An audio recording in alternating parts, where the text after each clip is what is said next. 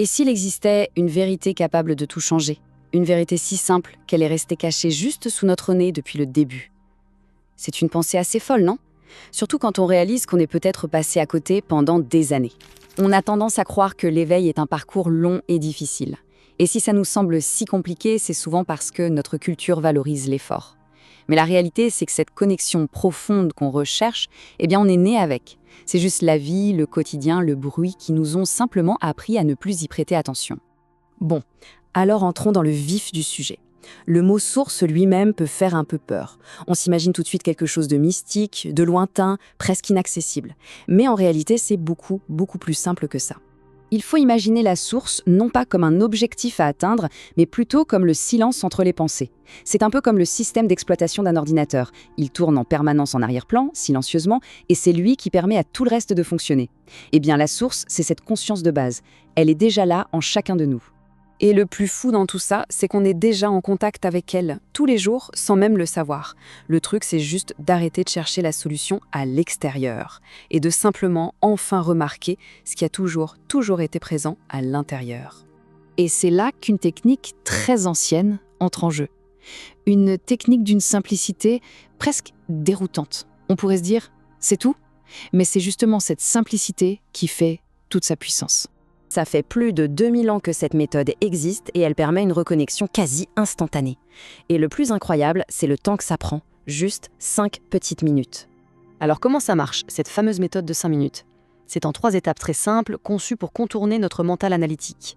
Première étape, remarquer sa respiration. Là, l'idée, c'est de ne rien changer, de ne rien forcer du tout, juste observer. L'air qui entre, l'air qui sort. C'est l'encre qui nous ramène au présent. Deuxième étape, l'attention portée vers l'intérieur. On déplace doucement son attention, on la retire des pensées pour la poser sur les sensations du corps. Le poids des mains, la chaleur de la peau. La conscience s'ancre dans le corps, pas dans la tête. Et enfin, la troisième étape, et c'est vraiment la plus cruciale, le non-forçage. Ça veut dire arrêter d'essayer, arrêter de vouloir atteindre un état de paix ou d'éveil ou quoi que ce soit. C'est précisément dans ce lâcher-prise total que l'espace intérieur s'ouvre. Et tout le bavardage mental, il devient juste un bruit de fond lointain. Ok, la méthode est simple. Mais alors, pourquoi est-ce que ça ne marche pas à la même vitesse pour tout le monde? La réponse à cette question, eh bien, c'est peut-être la clé de tout le processus.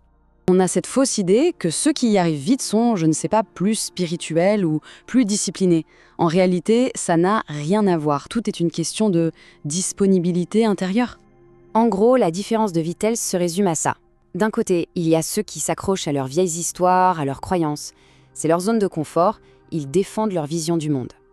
Et de l'autre côté, il y a ceux qui sont plus intéressés par le fait de voir les choses telles qu'elles sont, que d'avoir raison à tout prix. Ces personnes-là sont ouvertes, prêtes à lâcher leurs suppositions. Ce n'est pas une question de discipline, c'est une question de volonté.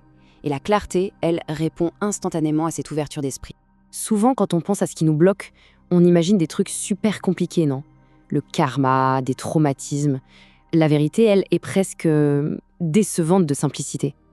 Le seul, l'unique, véritable obstacle, c'est juste le bruit. Et ce bruit, c'est quoi au juste? C'est un vieux programme de survie devenu obsolète.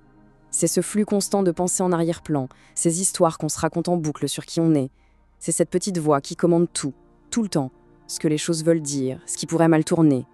Ce n'est pas quelque chose de méchant, c'est juste un parasite. Un brouhaha constant qui nous empêche de voir notre propre clarté. Et c'est justement pour ça qu'il y a une certaine urgence, parce que ce bruit n'est pas statique, il a tendance à s'amplifier avec le temps. Plus on attend, plus il prend de la place et plus il devient difficile de s'en défaire. Et là, on ne parle pas juste d'une idée un peu perchée, on parle du chemin qui permet d'aligner sa vie avec la personne qu'on est vraiment censé devenir. Et dans ce contexte, chaque moment où l'on hésite, eh bien ça a un coût. Tout est une question d'élan, de dynamique. Quand on choisit de reporter, la conséquence est immédiate. Le bruit s'épaissit, l'ancienne identité qui doute se renforce et l'élan se construit dans la mauvaise direction. Par contre, dès l'instant où l'on décide de commencer, même avec un tout petit pas, la vie semble répondre. La clarté commence à poindre et l'élan change complètement de cap. Chaque choix, c'est un peu comme donner le micro soit au bruit, soit à notre véritable potentiel.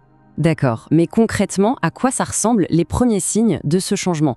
Attention, ce n'est pas forcément ce qu'on imagine. Les premiers signes sont en fait très subtils. Le premier changement, ce n'est pas une grande vision mystique. Non, c'est beaucoup plus simple. C'est un calme. Un calme intérieur, subtil, mais indubitable. C'est comme si une tension de fond, qu'on ne soupçonnait même pas, se relâchait soudainement. Cette petite friction interne qui rendait tout plus difficile, elle disparaît. Et chose assez surprenante, le premier sentiment n'est pas toujours la paix.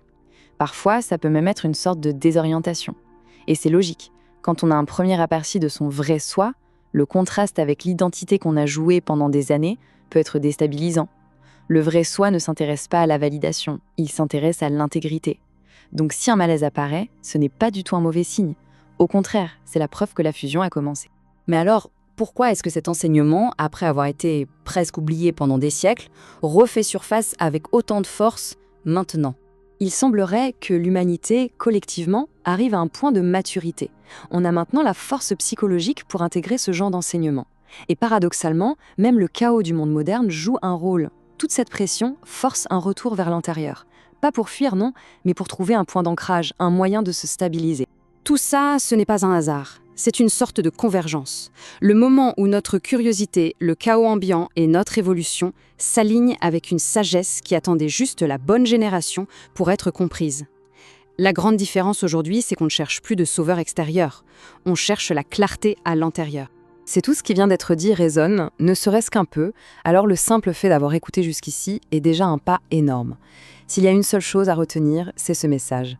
Personne n'est en retard. Personne n'est à la traîne et personne n'est perdu. On est simplement en train de se déployer, chacun à son rythme. Il n'y a pas de carte, pas de plan à suivre. Il s'agit juste de faire le prochain pas, le plus honnête possible, vers ce qui semble réel. Parce que le chemin n'existe pas avant qu'on le parcourt, il se crée sous nos pas. Et il mène toujours, infailliblement, exactement là où on est censé aller.